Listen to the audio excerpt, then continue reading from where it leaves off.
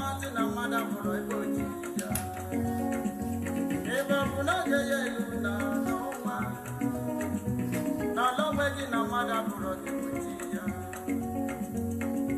okwute mmadụ na-ekwute onwe ya onye na-akpa asịrị na-egosi ka o si ebi ndụ onye na-alụ mmadụ ọbụbụla aka n'azụ ya na-egene nkịta n'ime bazi alụ ya ifanye gịtụlụ mmadụ ga-ege gịtụlụ ya jamatomato na mmadụ bụrụ gị oji ya ya ya mbe ya ya mbe ya ya mbe ya ya mbe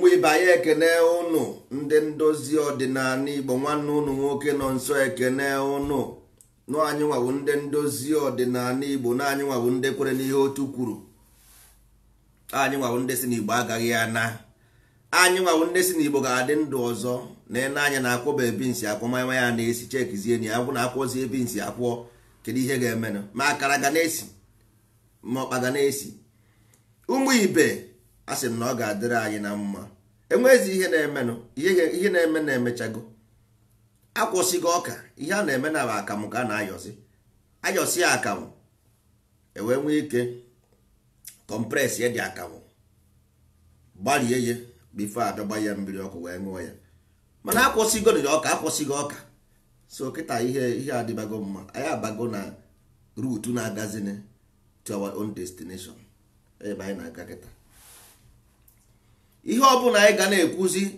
bụzi ihe si n'ime akwụkwọ ibi ndụ nsọ ala anyị wee pụta ihe ọbụla anyị na-ekwuzi bụzi ihe si n'ime akwụkwọ nke anyị nwawo ibi ndụ nsọ ala anyị nwekwara nta na akara mana nta na akara ka ga-eteki time because of na nke ahụ bụ nnukwute okwu dịara ndị okenye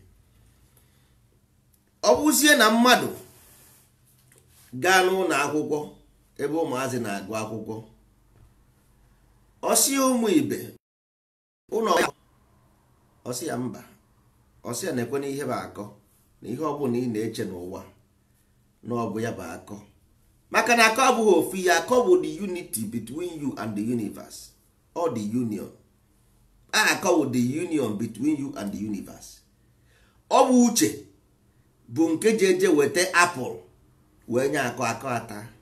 Ọ uche wetara dị apụl na akọ ata. Ke ihe meziri ka atara apụl amụzie Ken na Ebel nya wụzie echiche echi na iche. Ofu onye n'ime ha bụ ofu onye gbawara ọsọ. Ọkwa ihe a na-akọrọ ụnụ akụkọ ndị nta akara ka a na-akọ, mana written okwu a pụtara ka o si wee dị n'ụwa eji azụ ụmụazị. Ọ bụ ihe anyị na-akọwa, ọ dịchọ izi otu a, mana ije na nnukwu akwụkwọ ahụ ha debere akwụkwọ eji eje n'igwe ọ naghị ekwe nghọta. Mana okwu ahụ ka anyị gbaliri in seconds. Akọ na uche na echiche ọ ya bụkwa Adam, Eve and Cain and Abel. Akọ uche echiche ọkwa ya bụ Adam, Eve, Cain and Abel. Ọ bụ uche bụ ihe wetara dị apụl because once akọkọtara n'isi ya uche uche ya echepụta. Uche si na akọ ọ na-akọ ka esi wepụta uche. Ọ from akọ ka esi wepụta uche. Nwanne ije cheta ihe dị njọ uche eburu ya atịba once iche because e kere Adam si n'ime Adam kepụta Eve. Na-egekwe ntị o, n'ime Adam ka esi kepụta Eve. N'ime akọ ka uche si wepụta. Uche mụzie uche na-akọ mụọ ụmụ echi na iche. Ọ ihe na-abụ ka ọ dị echiche. Ofu na-eche echiche, ofu anaghị eche echiche, ofu na art n'ike. Ofu na art n'ike. Ihe ọ nọwụ ihe ike. Mana ọ bụrụ na ị nwee amamihe nke aha siri ike, ihe uzuo ike ya aha wee adịet ọmamihe gị aha, iburu onye egede, iburu onye ike.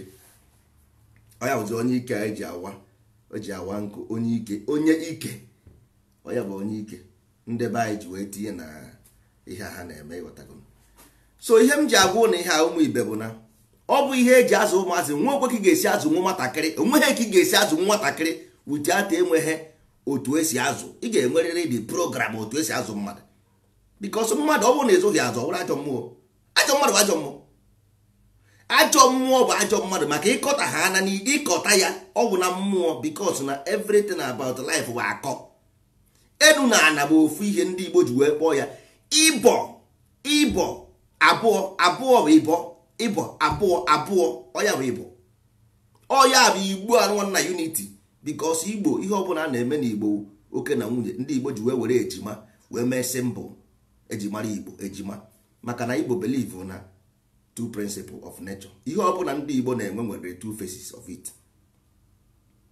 Ọ ya mere ndị Igbo ji wee nwee ka esi azụ ụmụazị eji wee nwee nze na ọzọ. Ihe ọbụla a na-eme ndị Igbo na-eme ọ na-enwerịrị oke na nwunye, enu na ala. So ọ bụrụ na ya enwenwu ụzọ esi azụ ụmụazị wee sị na ị ga-anọkọta nwee automatic way mmadụ si ebi ndụ. Nwanne ịbakwa na akụkọ akụkọ nke ịbara ahụhụ nke obere ezigbote nke ya. Kedu ka mmadụ ga-esi apụta n'ụwa jụgodo onwe gị ajụjụ. Obodo ọbụla na-aga ọfụma ịbịa ha skuulu ịga ha ụlọ akwụkwọ, teacher will call the parents. Jụọ ndị gara obodo oyibo ọ ndị gara obodo na-aga ọfụma, ọwụ na nwa ga-abịa ha skuulu, teacher ị nwere ike ịtụ gị nga, ị nwere ike ije nga ma ọ bụ na nwa ga-abịa ha skuulu. Go ask anybody. Ọ bụrụ na nwa ga-aga ha skuulu ị nwere ike ije nga, because why? A na-eme ụmụazị aha a program, they are programming their mind. Ọ bụrụ na nwa ga-abịa skuulu, then nwa gị behave differently from this program. Or a virus into computer. It's as simple as ABCD. Gajwe ihe ọbụla m gwara gị ebe a, go and do your own research. So that akwụkwọ anyị nwa bi ndụ nsọ ala, because nsọ ala ndị anyị na-ebi bụ nna nna anyị ha bụ ya ka ha bibere ebi wee ka nka bie ka ndị Igbo ka na-aka nka. Ndị Igbo ma ha akpọzi nka okwu asụsụ a na-ekwu nka ọkadịnala Igbo anaghị akara ekwu nka, anaghị ekwuzi okwu nka na ọ ihe a na-ekwuzi. Ịjụọ mmadụ nna ha ofe aka maka ife anyị ọ sị nna ada agaghị anwụgokwo. Ichere egwuregwu ọ bụghị egwuregwu eziokwu. Isi aka maka Chidi ọ sị gị nna Chidi anwụgokwo, nna ada agaghị sef. Ị na-emegoro otu a ibini ị na-akọ sef, ọ na-asị gị nwanne ka ihe ị chọrọ ịṅụ, ọ naghị adị ya ka ihe, ọ naghị adị ya ka sọnte. eburu onye ọzọ na ọ dịka ebu osi kpọrọ nkụ. Ndị be anya, that is their mind, obi ha aji wee wụrụ mmadụ anwụgo is dead. Enweghịzi ihe na-adị ha ka ihe. That's why eji eme na-ekwu dis na ha ihe a na-achọzi wụ meri pleasure is death nwanne. Pleasure death. All pleasure na lead to any evil n'ụwa niile. All pleasure. Onwe onye si ga-enwere pleasure, onwe onye si ga-enwere desire, but nwanne ị nweghị a program, so your desire and pleasure will be evil pleasures because ị nwere plans, ị nwere life, ị nwere way of life. Ọ bụrụ na ị nwere way of life, that your pleasure, you can organize a concert, music concert, you can organize a playing concert, you can organize so many things to satisfy that your pleasure and desire, but all those things ị nweghị here. So that your pleasure na ga-awụzi ebe ga-emezusi ochi, eje ebe a ga na-aṅụ mmanya na-ara gị na-ezuzugharị. All those things were your pleasure because ị nweghị way of life. All those ihe nonsense, ihe na-adịghịzi mma, ya was your pleasure for you. Ma ụmụ nwoke ma ụmụ nwaanyị. So ọwụ na anyị emeghọ ihe a na-agwa ụnụ nwanne, na kịta na ndị ndozi ọdịnala enwego their own way. Ndụ nsọ ala anyị ọ dịgo. Once you know the light, you make friend with the light. Ị mara ọkụ ime ya enyi, maka na ọkụ ka eji afụ ụzọ. Ọkụ bụ ihe eji afụ ụzọ. Ị mara ha na ọkụ imere ya enyi, nwanne enweghị nsogbu. Nna gị onwe ihe nna gị na-ama ha. Ọkwefuru nna gị enwere ihe ha na-ama ha n'ụwa niile. All those things unu na-agbara ọsọ ọ bụrụ okwu ụmụazị. Ịghọtago? Anyị bini na this ihe anyị na-ekwu ebe a, ihe anyị na-ekwu information anyị na-enye 20%, 80% is lived on the ordinary private. 80% of ihe ndozi ọdịnala ji no private. Ọ bụrụ ihe ụmụazị. Enwere ike mgbe ịsasị ahụ ịsabaghị ahụ na when you bath clean ọwụ mmadụ ya agwaghị then you know them. Nna gị ma so many things about this life, they know. All those akwụkwọ ị na-apụtụdo a na-ede ma hermetic tristus, all those things ihe nna gị ma ama, we know them. Ọ dị n'onu Igbo. Hermetic, Hermes dị n'Igbo language. Ọ dị n'Igbo. The concept dị n'Igbo. The ideology dị n'Igbo. Ihe ọbụla gbasara Hermes, ihe ọbụla gbasara Egypt, ihe ọbụla gbasara America, all those things dị n'Igbo concept which we have them life and today. IGA today ọ bụkwa nke as na somebody else or somewhere, we have them. You got to go. So ihe mere bụ na ndị be anyị tekiri this ụka so special. That is why enwere ihe ama ha tekiri ụka so special. Nwanne ihe a na-ekwu okwan for you to go to the kingdom of God. Do you know that? Ụka ụkwa about for you to go to kingdom of God. So why, what is so special about that? Ọwụ na abụghị about you and your soul to be that message. Ụka na about church ka nna agbago. The message of the church is for you to go to and meet God. Purification, extraction, purification and unification. This is about church. That's why they say them bond you in sin. Ọkwa ihe ha kwuru, ha sị na amụrụ gị na njọ na a ga-eme gị baptize to extract you from the sin. Ọkwa ihe ha kwuru. That is what they said. Ọ bụrụ mụ akwuru ya. So amụrụ gị na njọ, that there will be a ga-amụgharị gị ọzọ, eme gị baptism, ewepụta gị from the original sin, purify ya gị. So tizie gị n'ụlọ ụka for you to become one with Christ. Extraction, purification and unification.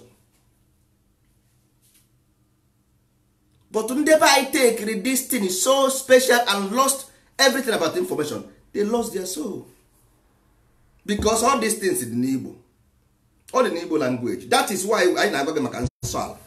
Nsọ ala a na-ekwu bụ na ọ bụghị nọ na village na-akọ akụkọ. No, ihe a bụ about principle of nature. It's about natural principle. It's about principle. It's about life because you are part of universe. You are not outside. You know outside the universe, you know within the universe. So there is nothing outside the universe. There is nothing. Everything is within the universe. So overall na your condition adịrọ mma, that means there are things you are not doing well. Enwere ihe na eme ọfụma. enwere ihe ọnwụ na ndụ ga-adịghị mma, enwere ihe na ha eme ọfụma. There is no how nna nna anyị ha ga-eji onye ọbụla bụ onye Igbo mana nna nna anyị ha biri nsọ ala ka nka. But problem bụ na most of ndị be anyị amaghị ihe bụ nsọ ala. Ha che na nsọ ala bụ na onye nna village o buru nwunye mmadụ, o buru nwunye mmadụ. Ihe a one single law out of 40 something laws, all one. Nsọ ala bụ so many ways of mind development for you to ịkpụ na ịchọrọ ịbụ dat na ịchọrọ ịbụ, you must practice it. Ọ bụ na isi na nna nna gị ha biri ezigbo ndụ, ha dị nsọ ala wee bie, ka ezi ihe iji eme nsọ elu, ka ezi ihe iji emezi nsọ elu. Ndị nna nna gị o jere ụka? Nna nna gị Chinua Achebe okenye o kwuru n'akwụkwọ ya si na egwugwu bụ the law of Ụmụọfịa. Egwugwu bụ the law of Ụmụọfịa. Okay, mgbe ndị ụka bịara na ndị Ụmụọfịa hapụrụ egwugwu akwụkwọ ha any idol. Egwugwu the lawmakers, ha na-ekpu mask ahụ represent universal law. Na-ege ntị na mask represent universal law, na ọ bụrụ ndị mmụọ na o represent a universal law. Na ndị Ụmụọfịa ji aka ha, ndị Ụmụọfịa ji aka ha hapụ egwugwu gaa na ndị chọọchị wee rụzie hapụzie egwugwu universal law, build fake law nke nwa bekee tinyere ha. Ụmụọfịa lost everything they have. Go and read it. All the everywhere. Ụmụọfịa ji aka ha because Ụmụọfịa cannot sustain that law of nature. All the difficult for them to sustain. Ha chọrọ fake one. Ha chọrọ fake law dị easy to bypass. Nke that is ime bribe. Izu ochi pụta o mee bribe agaghị atụzi ya nga enye fine nye muta. Ọ nke ahụ nwa bekee law. Yet na ị ga-eme something ime ihe ọjọọ iruo na court asị na ọ ga-akwụ fine. Nwa bekee ga-asị ya akwụ fine, ịkwụọ fine. That is law ahụ break ozukwa law. I break law agazie na court enye gị fine, then your law i break agazie. So mgbe Ụmụọfịa bidoro practice with this law, Ụmụọfịa lost faith in their own self because all their mind ka eji wee program the institution, because their mind once ị chọrọ ime ihe ọjọọ anụnwa inside your mind ịmagoro na break into national law nwere consequence. So ị gaghị eme because ịma once you do something onye ọbụla ị na-arụ nwere ụgwọ, and ime ha anya ọ ga-ebute a leakage na the society because onye ọbụla holduru society aha into the higher extent. So once ị mere ihe dị otu a ọ ga-ebute afọ ọjọọ na Ụmụọfịa, bute afọ ọjọọ na family unu, bute afọ ọjọọ gbasara ihe ọbụla gbasara obodo unu. So onweghị onye ga-like ime ka ọ ghara ibutere afọ ọjọọ n'obodo ha ma afọ ọjọọ to ụmụnne ya. Ha ga hapụzie ya gamebezie nke ọ ga-eme ime ịkwụọ bribe a na-ekwu okwu ya ọkwa ya ka a na-akpọ fine. Ịkwụọ fine nwanne, fine bụ bribe. Ị gara ije nga because ịkwụọ the fine njọ ga ha agbaghara gị. Ụmụọfịa fall. Go and read it. Today now ndị be anyị holduru this religion anụnwa agwara ha na ọnyanwa bụ the downfall of their ancestors. Then told them, I'm not making it up. Ọ bụ na about going to heaven, and this religion onweghị way to take you to heaven. Why are you going there? Ebe ọ bụ na asị na ha kwuru na religion are not to go and meet God. So if they are not doing what they said, ha anaghị preach what they practice what they preach, what are you doing there? Ka ihe na-emeba. So but nwanne ọwụ na ị chọrọ ịpụ ndụ, ọwụ na ị chọrọ ịpụ ndụ because ihe anyị na-ekwuru ihe ahụ na society anyị dị mma, ọ dịara everybody. Kịta now onwe ihe anyị nọ na ya, politically enwere ebe anyị nọ, culturally enwere ebe anyị nọ, educationally enwere ebe anyị enweghị ebe a gụtara ya agụta because the program anyị ji arụbụ ọrụ ọ dịrọzi. All the program ahụ ka anyị na-ekwu okwu ya na all the program because ibi ndụ nsọ ala is the fundamental way onye ọbụla ga-amagodi na ihe ọbụla ị chetara n'isi gị no nyanwa of the law of the universe, no nyanwa of the first principle na universe is mental. You must know them. No ka isi wee debe ute gị ka ị ga-esi wee dinara. No ya bụ ife ji ọkụ. Ọ ya bụ ife ji ọkụ. Once you hold it, you know the light, you hold it. One day you will go. Everybody chọrọ ị ga-aga. So every child in our land ha kwesịrị ịma na universe wa akọ na ihe ọbụla ị kọtara o metere buru.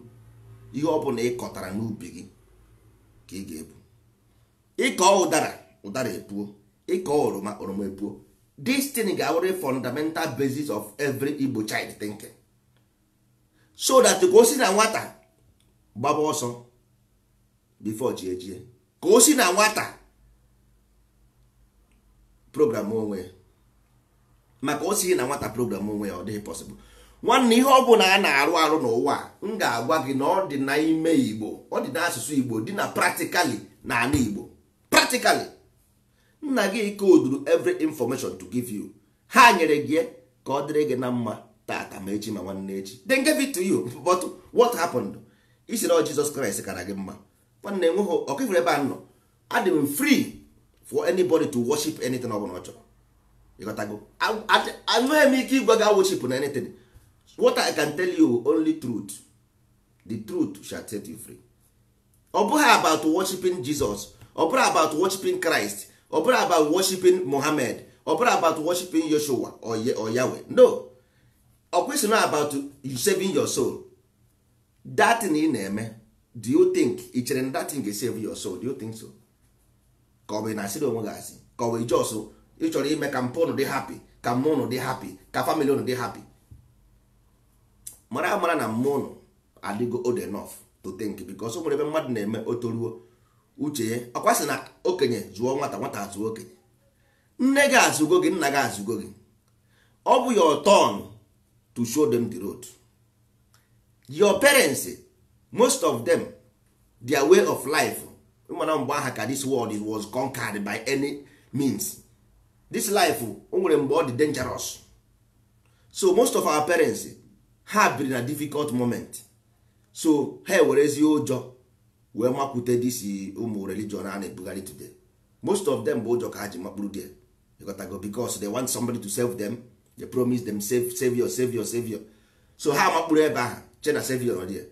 But kịta now most of them amatago na ihe adịghị, because most of them aga n'Israel ruo ebe ahụ. So ka ebe ni Jesus Christ a na-atụrụ ha aka everywhere. Atụrụ ha aka ebe, atụrụ ha aka ebe. Ha afụ ebe enyi ya na-asị ya na enwe ebe ọ zọrọ ụkwụ. A na-egosi ebe ọ zọrọ ụkwụ, mana egosi ebe enyi ya, mana egosi ebe ọ zọrọ ụkwụ. Kedu ka mmadụ ga-esi enwe ebe a zọrọ ụkwụ onwe ha ebe ini ozu? Lee ebe a zọrọ Jizọs zọrọ ụkwụ ka ekwere ini ozu ya. Onweghị ini ozu mana nwere ebe ọ zọrọ ụkwụ. How can ewere glaasị mechie ya? Mmadụ zọrọ, so mgbe ochie aha ka ụkwụ ahụ ọ zọrọ ebe ahụ dịgide mgbe ndị Juu enwetazi steeti bịa tinye glaasị. So mgbe aha Jizọs na ya zọrọ ụkwụ ebe nke eti glaasị ebe ahụ ka afta kemgbe etinye glaasị dị ije na Greece ebupụtara gị one building asị ya ebe a ka etiri Paul and Silas na nga prison. Paul and Silas ejuzi ya sị ka ekwe ndị burial ground of Paul and Silas. There is no burial ground of Paul and Silas. Mana prison Paul and Silas dị. Prison aha dị older than Paul and Silas, because all na Paul and Silas got prison in that place, that means all the older than them, because after ka ha gachara prison ha mechara nwụọ. Where is the burial ground? Ha wee burial ground o, mana prison ya dị ebe etiri ha Paul and Silas dị, mana prison ya dị ha dị. Virgin Maria eburu ahụ ya n'eluigwe, nsogbu adịghị. Ka emoto eji ka plane ejibu ya mgbe aha plane ọ dị. Plane ọ dị mgbe aha Virgin Maria nwụrụ 2000 years ago. Plane onye ka eji wee buru ya? Ọ Iberia ka American Airline ka Delta Airline ka plane ejibu ya? All these things bụ ihe nne na nna anyị kwere ekwere. Nwanne m na ndị nwere tone mmụọ na amaghị ebe bụ Israel. Ndị jere eje ha afụghị ndị ozu Joseph, ha afụghị nke Jizọs, ha afụghị nke Peter, ha afụghị nke Paul. Okay, mmụọ aka na nka eji agbagotego all those things. O nwere ike na-afụ ya ọ bụghị eziokwu, bụtụ n'ime obi ụjọ na-atụ ya ọma ha ka eziokwu ga-asị. And o nwere ike isi na nye nwa agbadabago na izi na nini. ọnwa ahụ nwa akwụkwọ na dịsị na abụ eziokwu. Imagine ọ bụrụ na o ruzie that side, ọ bụrụ na eziokwu ihe ọ ga-eme. So ọ bụ ngụnwa ka ọ dịara iburu disi amamihe nke ndị ndozi ọdịnala nsọ ala iru isi amama. Afọkwara m ngịda anya mama, achọrọ m ka ibie ndụ ọfụma, achọrọ m ka ijee n'igwe mma, achọrọ m ka ifu Chukwu anya n'eziokwu eziokwu. Mama, ị chere na nsọ ala dị mma? Ọ sị gị ma ọ sị ka ịbụ nsọ ala isi ibi ezigbo ndụ n'ime mmụọ na eziokwu. Mama, ọ na ọ kaghara gị mma dan na iburu ihe apịrị apị na-akpagharị na-enweghị uru o nwere ike ịbara gị? Ọ sị ọ chọ ka ọ maa argument isi amụma ịmụkwara na m amụ, ọkwa ịmụrụ m ka m bara gị uru, anaghị m agbaga gị okwu, anaghị m ekwu ka isebe, anaghị m ekwu ka ejezi n'ụka, ana m ekwu ka ọ bara gị uru, ana m ekwu ka ọ bara gị ka i jee n'igwe fụ Chukwu anya. Achọrọ m gị n'eluigwe mama, ịghọtago? Because ọ bụ nne zụọ nwa, nwa zụọ nne, nna zụọ nwa, nwa zụọ nna. Si amama biko nsọ ala na ihe apịrị apị na, because ife ihe apịrị apị ọkwa na akwụkwọ nsọ aha ka ọ dị. Mama efekwana ihe apịrị apị, ọkwa ọ dị ebe ahụ. But mama cross ibukwe na Jizọs ana, ị chọrọ ife Jizọs, then why ka eji ebukwe ndị isi ihe apịrị apị nkọ ka eji eme? Ebe ọ bụ na akwụkwọ osisi ebune osisi gị ka ihe ịchọ ka m mee na isi amama na enwere akwụkwọ anyị ji a na-akpọ ibi ndụ. Mama ka ị ga-esi ebie ndụ wee jee n'igwe fụ Chukwu anya. Onwe onye si ga ekpere ekpere, ikpe ekpere ọ bụghị about chọọchị ma ọ chọọchị. Ikpe ekpere bụ ikpe ire, all judgment to judge you according to what you have done. Ọ ikpe ire, ikpe ire, because ikpe ire, that is ikpe gị the judgment, that is the ka esi ekwu ekwu. Ikpe ekpere ekpe, that is ọnwụ na ama gị ikpe ka ọ ree ere, that is mmadụ igwe asị ka mmadụ kpacha ọsị ka a na-agwọ n'ere. Ịghọtago? Ọ ree ihe rere ere, ihe rere ere, ya bụ ihe rere ere, because once ihe na-ere ere or may evaporate, all those energies inside that thing will evaporate, go back to their source. I can use the same rere, that is na-esi isi mebiri emebi, ya ka ejikwa echikwa ire ere. You got to go, because ọwụ na ikpe ịchọ ka ikpe ree, you must balance the equation.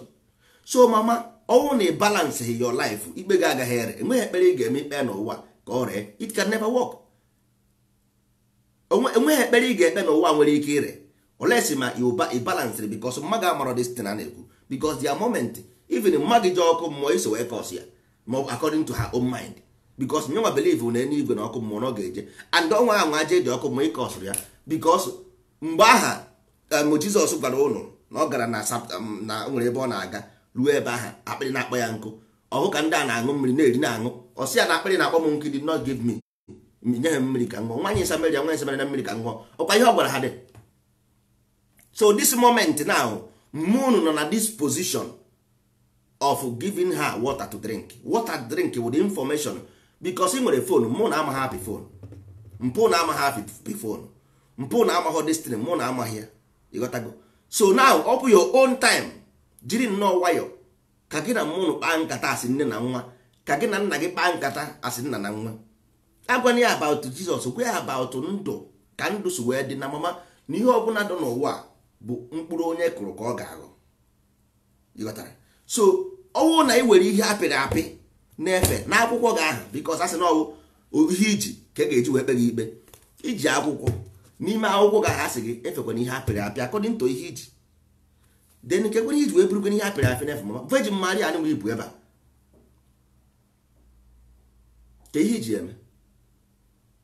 Virgin Maria mụrụ Jizọs, good and fine, but mama ị na-efekwana ya efe, ọ sị gị mba, ya na ọnọ ya, isi ya ọnọ na worship get difference. We are honoring Mary, we are honoring Mary, never worshiping. People say worship are not at all. Everybody join the chorus, honor Mary. Nwanne Mary ọ bụ asụsụ Igbo ka asụsụ ndị ọcha? Mary ọ bụ asụsụ Igbo ka asụsụ ndị ọcha? We honoring Mary. Nwanne ihe ahụ culture ka a na-ekwu maka ya.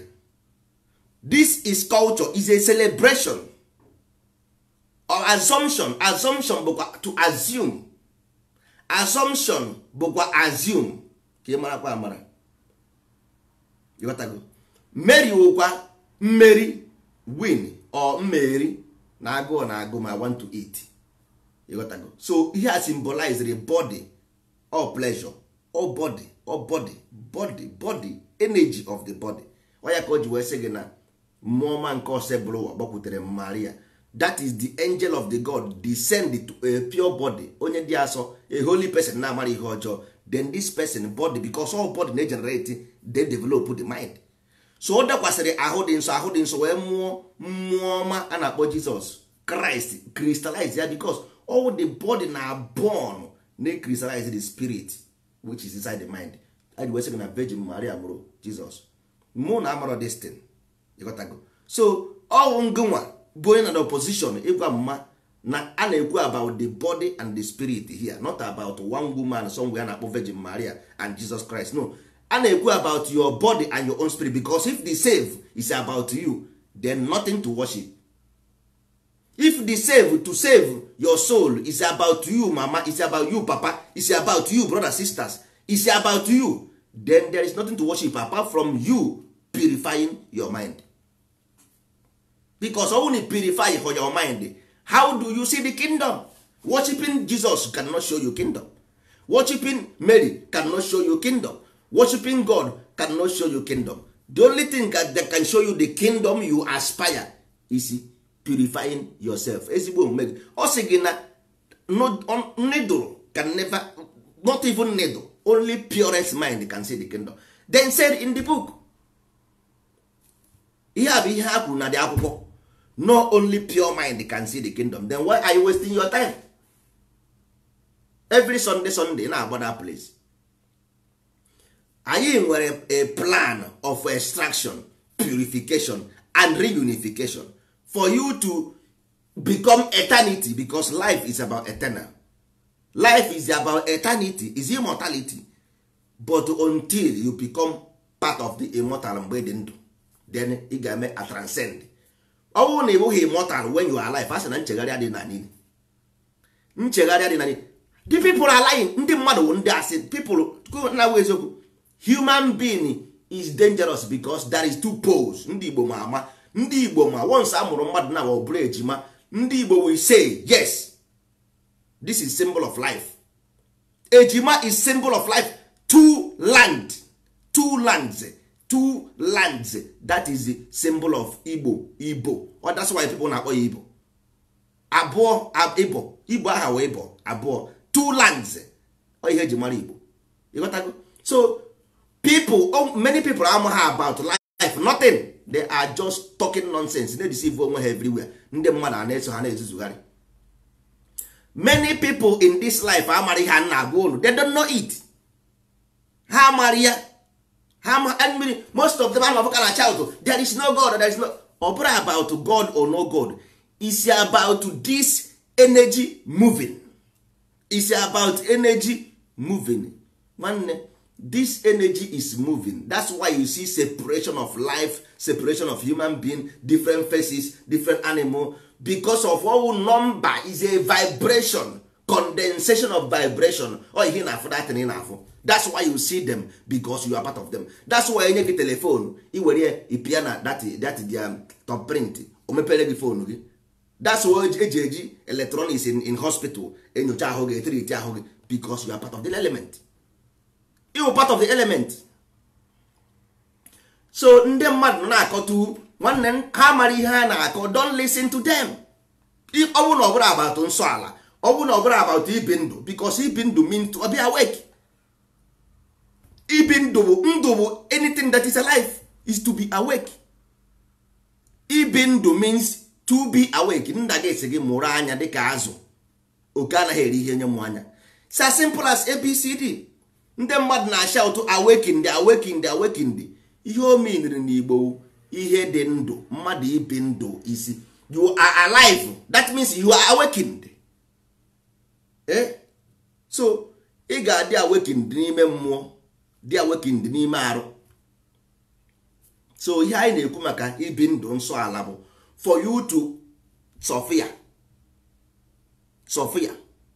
Ị na-enyo everything Sophia. Ị na-enyo ndị mmadụ jiri anyị abụọ na-afụ ụzọ, ngụnwa jiri anyị nọwe na-afụ ụzọ. Because you see more than them. Ị ga-agụ ha. Ị karị ego ha. People, ndị mmadụ nna agụ ndị sịrị nwanne avoid people. Avoid people. Go and become part of people and don't avoid people. Avoid them. Become part of a movement. Stay there. Don't go away. Concentrate. One distraction. I'm telling you the fact. That is not about you are the wrong about life. The information about life the wrong. Or the wrong. Because nna had the information. Here nna go based on what Igbo have. All we hear na Igbo ga na go hear si n'ime Igbo. That's why the way from today our gospel must come from Ibendo Nsọala. Today ihe anyị na-ekwu maka ya bụ na anyị nwa na onwe anyị ma ihe we know the light and we have become part of the light. You got to go. So ihe ọbụla na-eme eme n'ụwa bụ ihe ichetara n'echiche gị. So anyị nọ n'echiche. The universe is mental. No bụ akọ uche echiche na ịba uru. Mana tata anyị nwa akọ ka anyị nọ na ya. Mbọsị ọzọ anyị ga-aba n'uche. Tata anyị nọ na akọ n'ọngụ na akọta ya. You are the fundamental of everything you do in this life. Nobody else.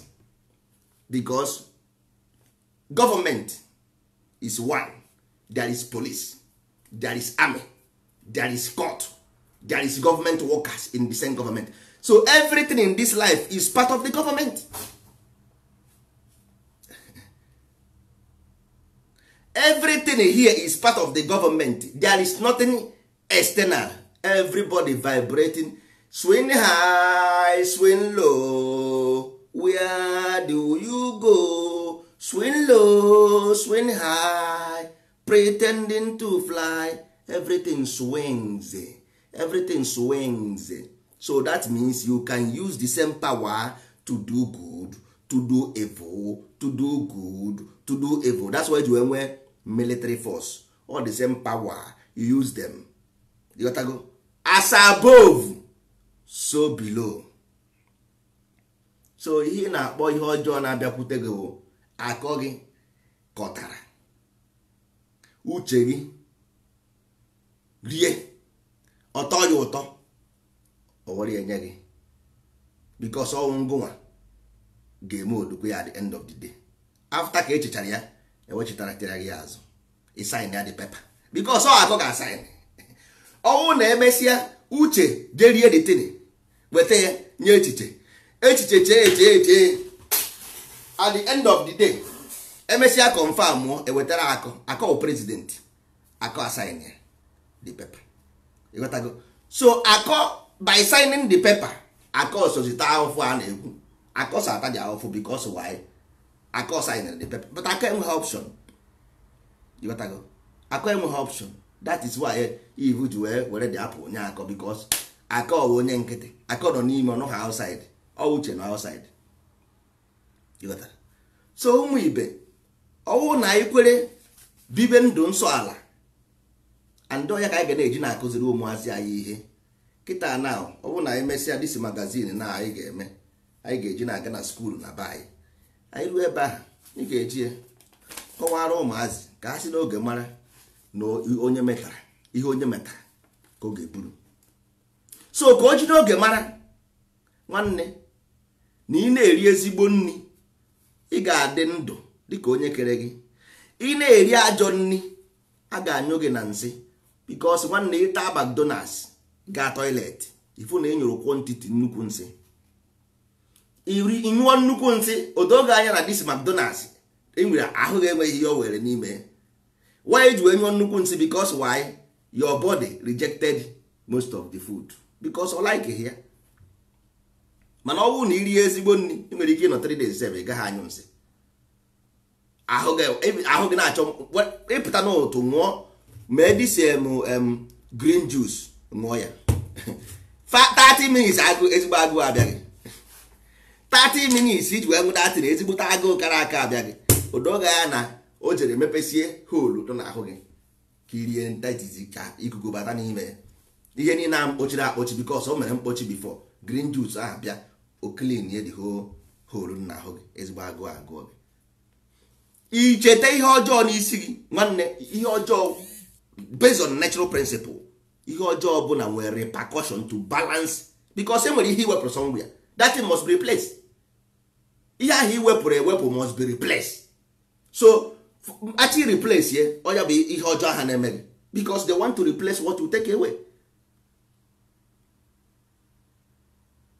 ọ ya bụ akwa ị na-ebe na-abụ ihe remove ka na chidochi because nature abụrụ about this physical life. Nature is about balance. Everything is two. Everything nwere opposite side. That is why ị na-akọta nwanne ịkọta iche ya eche. Ọ bụrụ uche ka a na-ekwu na-echiche. Ọnwụ na uche adịkwa ha mma, uche adịkwa ha mma, uche ụkwa evil. That is why it's na evil bụ evil. Ọ bụrụ about human being, evil ewe agwọ bịara nye evil ata. Ihe a na-ekwu maka ya uche adịghị mma. Ọ gafeta ha n'uche na-agba n'echiche na-agba ọya ka o ji wee sị na ọ mụrụ Cain and Abel. Cain wee gbuo Abel.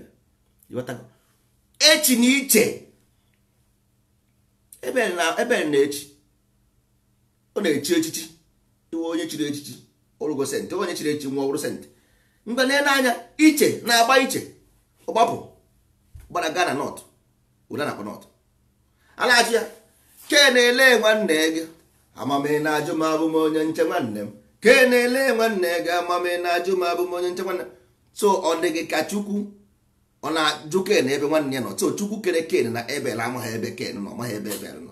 Na ka ihe na-eme ndị mmadụ, why can human being ke ka mmadụ ga-esi anọ ndụ m na onweghị ike ịma na destiny wa allegory ka a na-ekwu maka ihe bụ akụkọ ifo ka a na-ekwu. So I believe na agwọ na-ekwu okwu. Ọwụ na ọwụ ha akọ, ọwụ na ọwụ maka akọ because we start from Genesis. Akọ is Genesis. Ọwụ na ọwụ maka akọ ka ihe ichere na agwọ na-ekwu okwu eziokwu. Ifili na agwọ na-ekwu okwu. Hey agwọ na-ekwu okwu. Agwọ bịara mitie Iwu si ya nyeta hapụrụ ikwere. So ikwere na dete. Ọwụ na ikweghị n'ihe a, that is na agwọ na-ekwu okwu. Then ka ihe ikwezikwe na Bible, so that means Bible ga-atụ asị. So Bible na-atụ asị because you must agree or not. Either you agree or you don't agree. Ọwụ na ikwere na agwọ na-ekwu okwu ịbakọ na akụkọ. Ọkwa na ikweghị na agwọ na-ekwu okwu, then what is the ka ihe mere ebe ahụ? Ọ ihe mere dị ka m na-agwa gị with akọ na uche because ndị Igbo ma bụ ya ama na a na-ekwu maka akọ na uche. No Adam and Eve ka a na-ekwu akọ na uche. Obi na Ada the same thing. Ndị Igbo na-use the same principle in every aspect of their life. You got that? So but ọwụ na ịgwa ha ụmụazị ị na-agụ iwere akwụkwọ aha Adam na Eve nye ụmụazị anyị ga-aba n'akụkọ because ha ga-etokwe na-emekwa ihe unu mere taa. Aghọtakwasị ya na who created man. That is the most hardest question ndị a na-ebugharị akwụkwọ nwere ike ịjụ gị. Mgbe if you say who created man, as if na gị na-eme argument who created man, who is dragging who created man or not? Ka onye gị na drag that thing because you want to prove your own ignorance because ị ma ihe dị n'akwụkwọ ị chọọ ka you just defend yourself by all means. Nna nwanne, you don't need that book to defend yourself. Mpa gị nọ, you see your father dinara mma gị amụọ gị. Kedu ihe ị na-achọ? Nna gị dinara nna gị amụọ ya, nna gị dinara nna gị amụọ ya until Chukwu ị na-achọ move into man. So how can first man be if not God go into man? God go move into man. So the man, oh God a na-aga na-amụ nwa na mpụnụ mmụọ gị mpụnụ mmụọ. God move into physical man. That is what you see as human being. Ị na-ajụ onye kere onye. The person never he na-ajụ onye kere ya. How can somebody create the man if the man is highest element living, highest animal living? So if you want to see the God, you see the mind because the mind is God. All the mind ọ bụ uche gị because it's spirit. God is spirit. Then told you Chukwu nọzụ ebe niile. Ọkwa m kwuru ya. The same book si na Chukwu nọzụ ebe niile. So nwanne ndị a nwere ha argument. You got to go. Ha nwere argument. Educate them. Ha need you education. Ha need education. Educate them. Because anyị chọrọ nwanne, anyị chọrọ ka onye ọbụla n'ọbụ onye Igbo jee n'igwe ma ọ bụla na-eje eje. Anyị chọrọ ka unu jee n'igwe. Rapụ ndị na-preach false gospel on Facebook everywhere. Nwanne hapụ ha na onye ọbụla ga-anara ụgwọ ya. Everybody will pay. As above, so below. man is above, woman is below. Ọ bụghị about human being ka a na-ekwu, is about the mind. But ndị ụka ga-asị na nwaanyị anaghị eme nka, nwaanyị anaghị eme nka. Ihe ọbụla nọ n'ahụ nwoke nọ n'ahụ nwaanyị. Nwaanyị nwere nwoke, man and woman inside.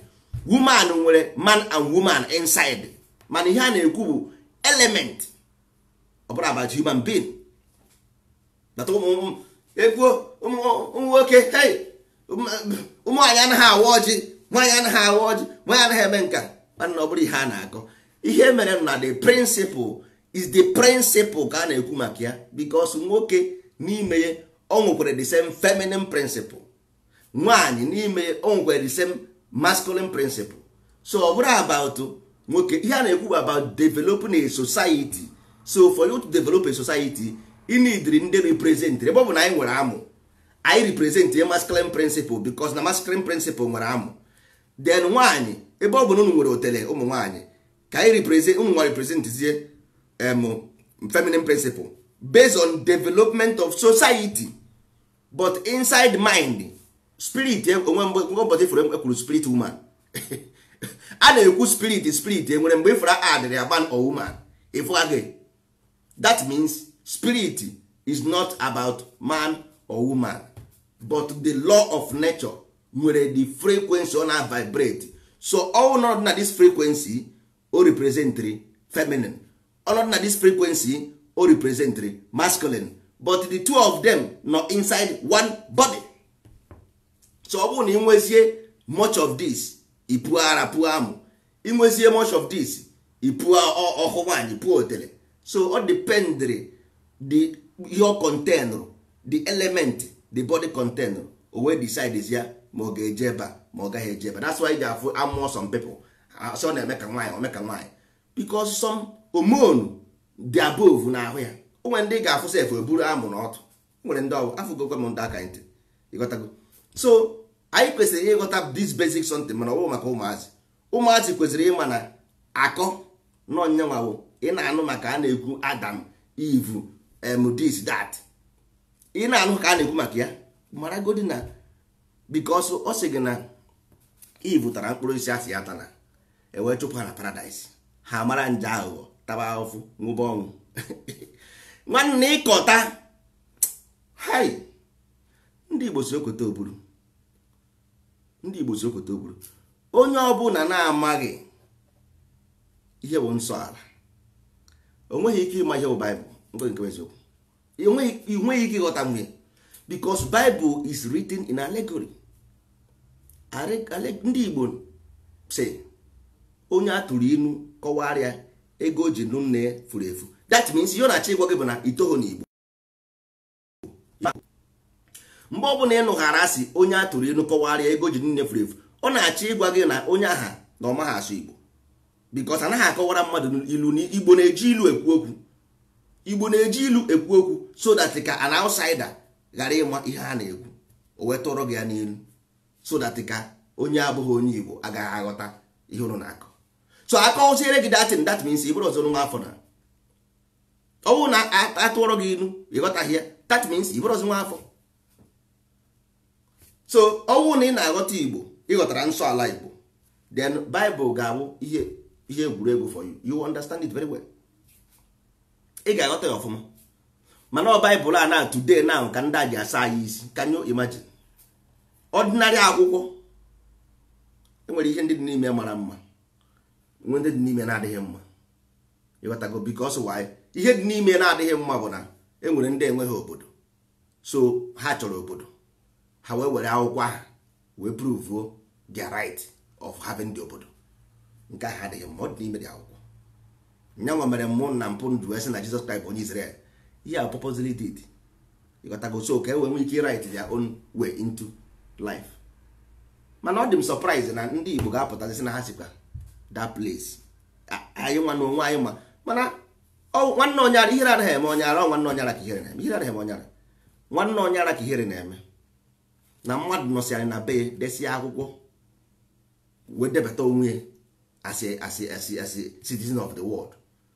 Anyị nwasizi ebe anyị si nwa bụ anyị nwa bụ fada sizie na mba na ya wụzie fada na anyị nwa na onwe anyị wụkwu lost tribe. We are lost. Na-ekwentị ịwụ a lost tribe. Ndị a bụ lost tribe n'eziokwu because they lost their empire mgbe a na-anụ ọgụ mgbe ndị ochie. Gị nwa na onwe gị si na ịwụ a lost tribe. Ngị nwa because ị ma na agwara m na ihe ọbụla mmadụ kwetere n'ụwa chi ya ekwere onye kwe chi ya ekwere. Ebe ọ bụ na iwe lost tribe, you will remain lost tribe until you find your state. Mụnwa na onwe m abụghị m a lost tribe. Ana Igbo ka dị. Every ancient Igbo kingdom still remain till tomorrow. Onwebeghị nke furu efu. No one is been destroyed and they can never be destroyed. Ihe na-enye anyị nsogbu ignorance. I the ignorance of truth. That's why you have everybody in Facebook talking nonsense, because we are ignorant of the fact. We are ruled by ego, and the ego will Satan, or devil self, or opposite of good. I mean, ego will opposite, because everything will opposite. Everything will opposite side there. Everything will opposite side. Everything. But ihe ga-amasị bụ kedu ebe nwaanyị ga-elid gị, ka ebe ọ ga-elid gị, ka ihe bụ your destination. Ebe ọ bụla ị chọrọ ije n'ụwa, you can go. Life can lead you anywhere you decide to go. Life can lead you anywhere ọ bụla ị chọrọ ịga. Life can lead you. Ọwụzi kedu nke nwa na onwe gị voluntarily ka ebe ị chọrọ ije. Where are you going? If ọ bụla ị chọrọ ije main market, nwanne, go towards main market. Ị chọrọ ije Asaba, go towards Asaba. Ị gaghị apụta ịchọrọ ije Asaba, ịchọrọ ije market, ịchọrọ ije Bini, ịchọrọ ije otu ọkwa ọdụ. How can you go all these places? Kedu ebe ị na-eje? Map out your destination. You begin to walk towards that place. Ana m eje ebe nna nna m ha nọ n'ala eze ka ha nọ. Ndị ichie nọ n'ala eze. I am going to meet them in ala eze. Personally ebe m nwa na-eje. So ngwa ọwụzikwa na ịmaghị ebe ị na-eje, good. Ọkwa na ịma ebe ị na-eje, nsogbu adịghị. Soro anyị jebe. Ndozi ọdịnala n'onwe ya eche ozugbo na ha na-eje ime iti ndị ichie ebe ha nọ n'ala eze. So we are going towards ala eze ebe ha nọ, because ha bụ eze, ha bụ ndị ichie, ha chiri echichi. Ọkwa ndị anụnwa na-echi echichi na Lagos na Abuja, mba, ọwụ na Kano, ha chiri echichi n'ime mmụọ. Onye ọbụla chiri echichi n'ime mmụọ, ọnwụọ, ọ ga-eje mite ndị ichie ebe ha nọ, because ha bụ ichie echichi, ichiene echichi, enwuzie iburu onye ichie. Mana ọ bụ n'ime mmụọ. Ọkwa nke a na-ekwu n'ihu, a na-echi n'ihu symbolism or symbol. Ịghọtara? So ụmụ ibe, ọ ga-adịrị anyị na mma na anyị nwa bụ ndị ndozi ọdịnala, na anyị ma ihe bụ ihe. We know the light and we have made friend with light. Ọ bụ akwụkwọ ibi ndụ nke nsọ ala. Ibi ndụ nke nsọ ala ọ bụ nyanwa ka anyị ji ekwuzi okwu ọbụla anyị na-ekwu na-aga towards our own akwụkwọ. Ọwụzighị nke emechaa sị Matthew chapter 5 verse 5 nonsense. Matthew agwazira m ọ bụ ibi ndụ nsọ ala gwa m gịnị eme? Ọ bụ Onyeka gwa m gịnị eme? Ọ bụ Ifeji ọkụ gwa m gịnị eme? Ọ bụ Njọkụ gwa m gịnị eme? Ọ bụ Amadioha gwa m gịnị eme? Ọ bụ Ekwentị gwa m gịnị eme? Why must John, Abamewu John, Imam John or represent Ekwentị? Ọkwa Peter sị na Peter were mapụ mmadụ ntị. Kedu ihe ma Peter representri? Imam Satan. St. Lucy. Kedu ihe ma Lucy representri? St. Mary. Kedu ihe ma Mary representri? You don't know. All these things are symbol, physical symbol, representative of natural force. Kedu ihe ma representri? You don't know. St. Michael dị asọ, jọwara ya ayịyọ, Peter na Paul dị asọ. Paul dị asọ, nna nwanne, gụọ Baịbụl gị mara onye wụ Paul, mara onye wụ Peter. Maragodo ihe ha mere na datin. Moses nupụrụ isi, Joshua nupụrụ isi, ndị niile ị na-akpọcha nupụrụ isi, ma ndị mapụrụ mmadụ ntị ma ndị mapụrụ mmadụ aka. Ndị ahụ ndị na-akpọ ka ha yọwara gị ayịyọ ebe ọ bụ na Amadioha nọ ebe ahụ. Ị na Jehova. Gịnị ka ịmawụ Jehova n'ọnụ Igbo? Gịnị bụ ka Jehova pụtara n'ọnụ Igbo? Gịnị, what is the meaning of Jehova? A sị kpọọ Amadioha isi n'oche dapụ ebe ị na-ama jigi Amadioha. Gịnị bụ Jehova? I want to know. None of you can tell me the meaning of Jehovah, but you can say it Jehova abanala mba n'iwu gị, adọkọna m aka na ntị na ọnwụnwa gị, mere m amara Chineke ịnọ tawarụ ka m bụ Jehova, mere m nka. Jehova Jaire, Jehova Jaire, o meziri ọnụ n'ọnụ n'ọdụm ebe n'ime onunu. Go to Serengeti and see ọdụm dị ọta gị. Go to Serengeti meet ọdụm, o mechiri ọdụm ọnụnụ. Jehova Jaire. Gịnị wụ Jaire? Gịnị wụ Jaire n'ime ọnụ Igbo? Gịnị wụ Jaire? Na-eme jareti ọ jareti awana jareti yo jareti yo awana jareti yo jareti yo ọ jareti ka ọ bụ Jehova jareti. Jehova Jaire, o mechiri ọdụm ọnụ n'onu, o mechiri ọdụm ọnụ. Jehova Jaire, o mechiri ọdụm. Enwere a na-esi agụ dị nse wee ị na-eche na mmụọ nsọ gbaratara. Ihe eji wee ji anyị n'ọrụ nwanne anyị bara n'akụkọ ndị eriri ka anyị bụ na-ekwuzi n'ihe unu na-ekwu. Biko eriri anyị eri bịa nọ ihe ka anyị pụọ nụ ndụ. Anyị gbawo ndị ndozi ọdịnala Igbo, ihe anyị na-emewo nsọ ala. Anyị bukwe akwụkwọ nna nna anyị ha bịa. Anyị bụ akwụkwọ nna nna anyị ha bịa thousands of pages. Enwere anything a na-eme eme n'ala Igbo based on from ọnwa mbụ to ọnwa ebe ọnwa kwụsịrị, from echichi, from osu, from ume, anything from arụsị, ihe niile aha nna nna anyị kpọrọ afa from A to Z. Anyị bu ya n'akwụkwọ otu a buru ya bịa desa. Anyị ka na Genesis, anyị ka na-akọ, anyị nọ na-akọ Genesis na-akọ ka anyị nọ. Anyị akpụbeghị abụ, akwụbeghị maya akwụbeghị binsi akọ maya na-esi. Mgbe anyị bazie na iberibe, anyị na-aga na iberibe, enwere na-akọ nwee uche, nwee echiche, nwee ịba uru, nwee iberibe, nwee amamihe. Ọ ka ha nkụ anyị anyebeghị anya. Mgbe anyị rụzie na ịba uru, mmadụ ịba uru, amarazie m ihe anyị ga-akọ. Ebe anyị gara na-akọ ọ dị otu a, mgbe anyị gaziere na uche na echiche, amarazie ka ọ ga-adị. Ụmụ ibe sị na ọ ga-adịrị ụnụ na mma, na anyị nwa bụ ndị ndozi ọdịnala Igbo, ndị kwere n'ihe otu kwuru na ihe anyị na-eme bụ nsọ ala. Kọrọ nne gị, kọrọ nna gị, kọrọ ikwu, kọrọ ibe, kọrọ okenye, kọrọ nwatakịrị. Gwa ha na anyị nwa bụ ndị ndozi ọdịnala Igbo, na anyị enweghị ike ịhapụ ihe nna nna anyị ha mere. Maka na ọ bụrụ na anyị hapụ ya, that means anyị sị na nna nna anyị ha mere ihe ọjọọ. That means always shame to us to abandon our own ancestors, our own people. Nwanne ọgwụgwọ na nna gị so na ndị agha binyere aka n'ihe ọjọọ, why don't you rescue them?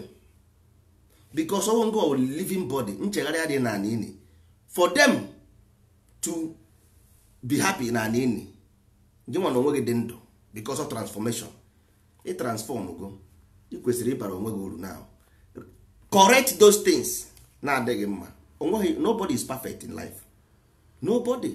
Enwere ndị na-eme amaghị eme, mana ọ bụrụ na nwanne ime kwure na imejọrọ, mgbaghara adịrị. Ọ bụrụ na ikweghị na imejọrọ, ọkwa ndị Igbo na-asị agba aghara, aga m agba gị aka ntị, mgba gị aka ntị ngaradie gị. Anakwa ha agbaghara mmadụ, n'ọkwa agba aghara, agba gị aghara gị, agbụsị na agbakwa agba. Ihe ọ bụla ị mere n'ụwa nwanne, go to the highest investigation and investigate it. There is no forgiveness unless you change. The only forgiveness in life is repentance. Ndị ụka says this thing in a coded way. The only forgiveness is only when you repent and say you cannot do that thing again. Ikpu arụ. Band. Surrender. Never to do it again. That is only you will have repercussion. After repercussion, you are free from the sin. All those things are code or code. Now all those rituals are the coded information. You got to go. So until you know these things, and the only way you can see only people who read this information in this present generation of Windows ordinary. Simple as ABCD. Simple as ABCD. Truth is bitter, but thou shall know the truth. The truth shall set you free. Onye ọbụla pụrụ na ndozi ọdịnala hapụ ya, ọ na-eji ọkụ mmụọ straight ahead. Onye ọbụla pụrụ na ndozi ọdịnala, he is heading to fire. Head ọkụ ime mmụọ ka na-ekwu, ọkwa ha ọkụ nke na-agba n'elu. Inside the mind will burn forever and ever until the person changes, because the only way the truth and light is in ndozi ọdịnala in this generation. Onye ọbụla refuse rie we born in the heart until this person go back, because ị na-eje ebe na-adịghị mma you will suffer until you cannot be doing ihe na-adịghị mma till na-enweta different result. It's impossible. Nwanne, if you want a different result, you do a different thing. Nna nna anyị ha nwe their ana Igbo is not happy. That's why they are here saying, my brother, my children, my son, my daughter, come out from this place, see direction here, nekwe ụzọ, go here, ne road, see road, you refuse. Who are you going to blame? Kedu onye ga-blame? Ebe a gwara gị na we back, this is where road are. Nwanne, we don't join any group. We are not doing anything with any group. If you go ebe assemblies of God, na-eso grace of God. If you want to then corrupt you, it shall not corrupt. Okay? Or if you are not corrupt, surrender your life. Give. I have given my life. Everybody go to Nso Ala Igbo to move towards light. What are we going to do with you?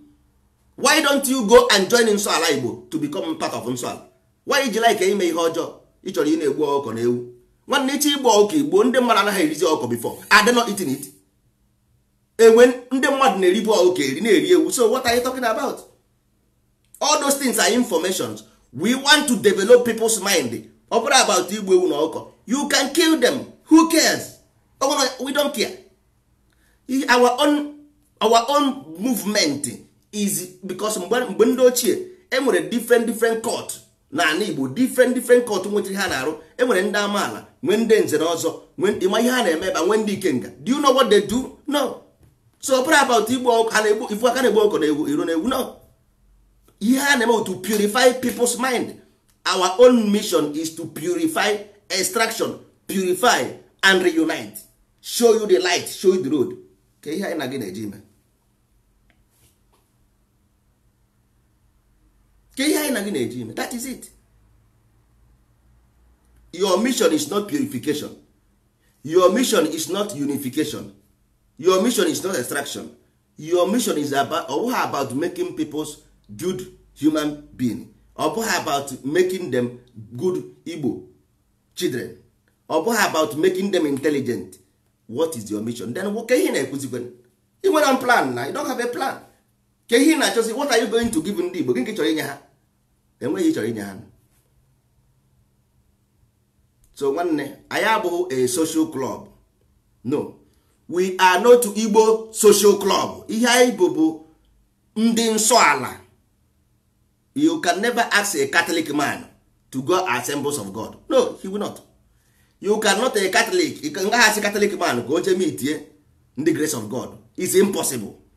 Catholic man they know where they are going. If you like, you join them. If you like, you don't join. Nobody will force you do anything. Nobody. We are not going to force anybody. We are not going to condemn anybody. We condemn what is not right. For ndị ndozi ọdịnala Igbo, ndị members, our own people who believe and agree to follow us, we tell them don't do this, don't do this, don't do this.